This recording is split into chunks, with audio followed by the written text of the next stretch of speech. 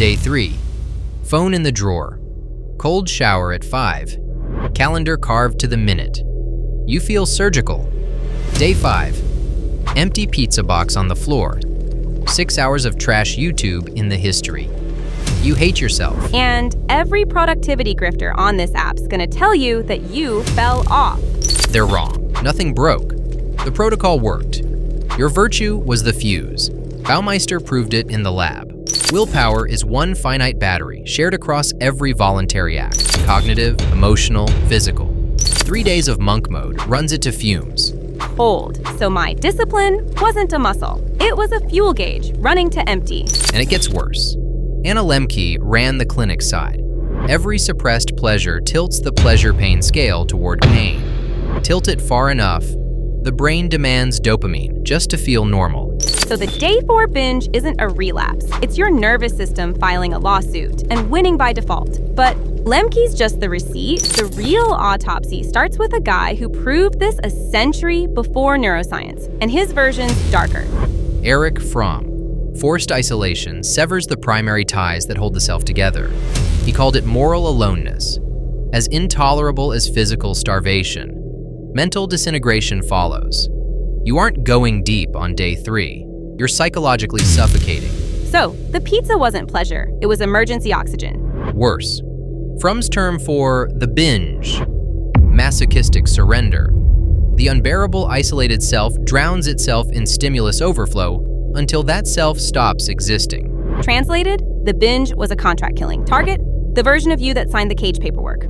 Now, Jung. The psyche maintains tension through opposites. Every conscious extreme silently funds its unconscious mirror. Play Jung's ascetic saint, the Elijah archetype, and your wiring capital to Salome, the depraved hedonist. They are paired because they are opposites. That violent reversal has a name. Enantiodromia. Look, 3 doctors, same autopsy report. Baumeister. Ran out of gas. Fromm. Couldn't stand yourself. Jung. You funded the demon by starving the saint. You weren't fighting a craving. You were fighting biology, existence, and the structure of consciousness itself. You were always gonna lose.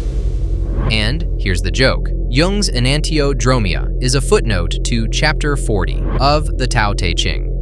Fanja Dao Zhu Dong. The movement of the Tao is reversal. Push anything to its extreme, it becomes its opposite. Monk mode is the engineered extreme. The binge is the Tao executing physics. So what's the actual fix? Stop architecting suppression. Architect substitution. The brain doesn't fight what you remove.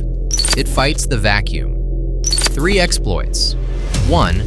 Install the replacement dopamine source before you pull the old one. Subtraction trips the homeostatic alarm. Substitution is invisible to it. 2. Sign a contract with the shadow.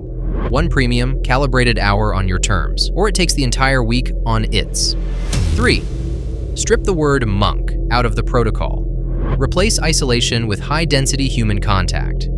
Endure nothing. Stage the swap. Pay the shadow. Fire the monk. The Day 4 binge wasn't your failure. It was the verdict on your strategy. The cage was so tight, your biology, your shadow, and yourself held a meeting and voted unanimously to torch it. Burn the cage. Draft the architecture.